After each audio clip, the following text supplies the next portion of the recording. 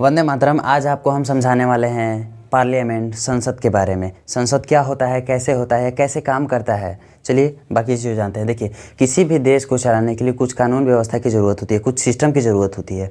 वही सिस्टम का नाम है क्या? संसद नाम है। हर जगह संसद अलग अलग होता है। जैसे कि भारत में संसद है, अमेरिका में कुछ और नाम होगा, चीन में कुछ और नाम होगा, ब्रिटेन में कुछ और नाम होगा। हर देश का अलग अलग है। जैसे भारत में संसद है, कुछ जगह नाम पे पार्लियामेंट है, कुछ जगह सीनेट नाम है, मतलब अलग अलग जगह। संसद के 3 अंग होते हैं। संसद के मुख्यतः 3 अंग होते हैं और 2 सदन है। जैसे कि हमारा ये शरीर है, तो शरीर एक मतलब पूरा शरीर के अलग अलग अंग है ना। जैसे कि हाथ अलग है, पैर अलग है, ये हाथ अलग है, ये हाथ अलग है। तो उसी तरह संसद के 3 अंग है। देखिए, पहला अंग है राष्ट्रपति, दूसरा अंग है राज्यसभा, तीसरा अंग है लोकसभा।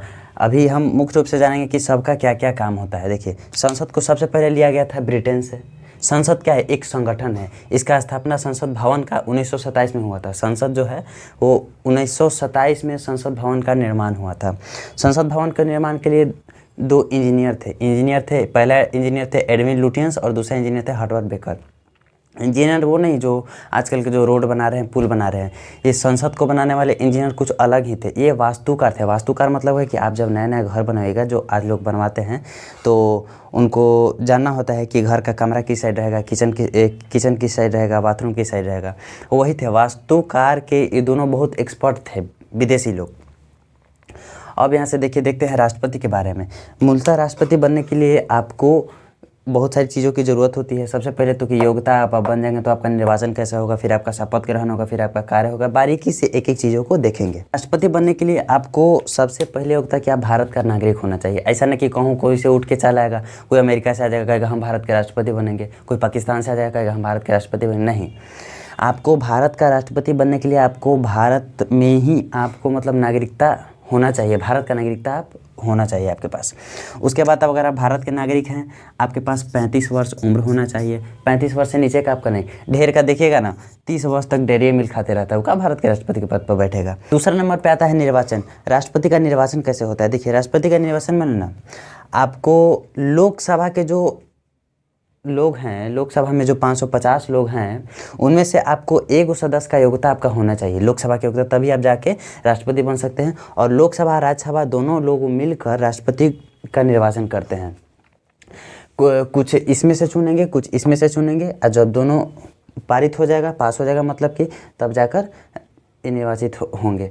तीसरा आता है शपथ। राष्ट्रपति का शपथ कैसे होता है? देखिए, गांव के मुखिया से लेकर भारत के राष्ट्रपति तक जो सरकारी पद पे है, जो अच्छा पद पे है, उसका शपथ ग्रहण होता है। आपके जो गांव के मुखिया जी होंगे ना, वो भी गए होंगे यहाँ अनुमंडल में। आपके जो अनुमंडल होगा वहाँ पे, मैं मुखिया जी रोड नाली गली ठीक से बनाऊँगा। राष्ट्रपति को शपथ दिलाते हैं उच्चतम न्यायालय के, सुप्रीम कोर्ट के जो जज होते हैं ना, वो दिलाते हैं। ऐसा वैसा जज नहीं, जो बढ़िया जज होते हैं, A1 क्वालिटी के जज होते हैं, वही राष्ट्रपति को क्या करते हैं? शपथ दिलाते हैं। तीसरा आता है कि कार्य। राष्ट्रपति का देखिए मूलतः ज़्यादा काम है नहीं, इनको खाली बैठल खाली काम देखना होता है। मेन काम करता है लोकसभा में जो मंत्रिपरिषद होता है ना, यही काम करते हैं। और ये काम ठीक से कर रहे हैं कि नहीं, ई देखते हैं कि ये काम ठीक से कर रहे हैं कि नहीं। और फिर तीसरा में सब दोनों देख लिए, तो फिर कंफर्म करने के लिए राष्ट्रपति का कार्य होता है कि ये दोनों ठीक से काम कर रहा है कि नहीं। मूलतः यही काम होता है। जब राष्ट्रपति के बारे में स्पेशल वीडियो बनाएंगे, उस समय आपको समझा देंगे हम कि कैसे कैसे कार्य होता है, क्या क्या इनके पास शक्तियाँ होती हैं। वीटो मतलब होता है कोई भी चीज़ को रोकना। जैसे कि आप मान लेते हैं, आप किसी को प्रपोज करने गए, ठीक है, आप प्रपोज करने गए, तो कोई होता है कि मना कर देता है, कोई एक्सेप्ट कर लेता है, कोई होता है कि कुछ वो बोलवे नहीं करता, वो रोक के रखा है। उसी तरह से वो क्या हो गया, वो जो रोक के रखा है ना, वो वीटो हो गया है।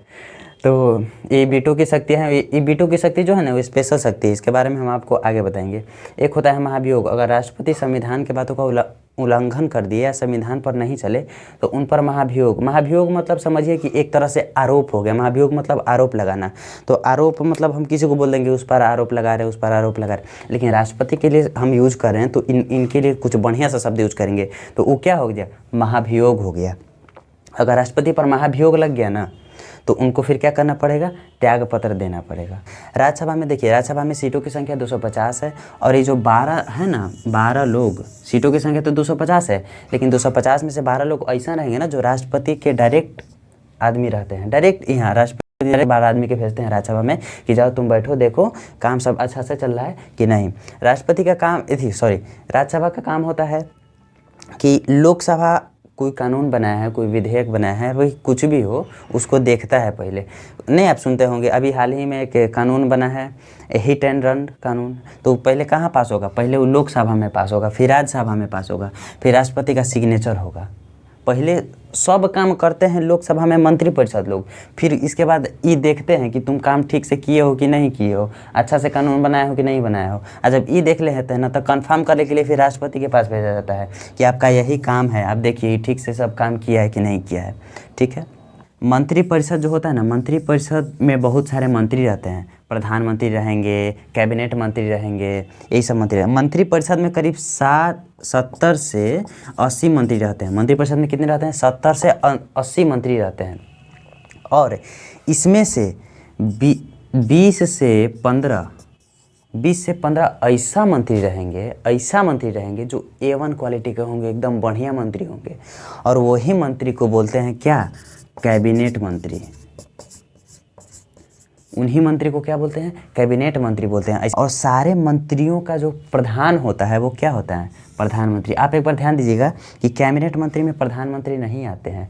प्रधानमंत्री सब मंत्रियों का प्रधान है, मुख्य है, जो सब मंत्रियों को चलाता है, चाहे वो कैबिनेट मंत्री हो, चाहे नॉर्मल मंत्री हो, कोई सा मंत्री हो।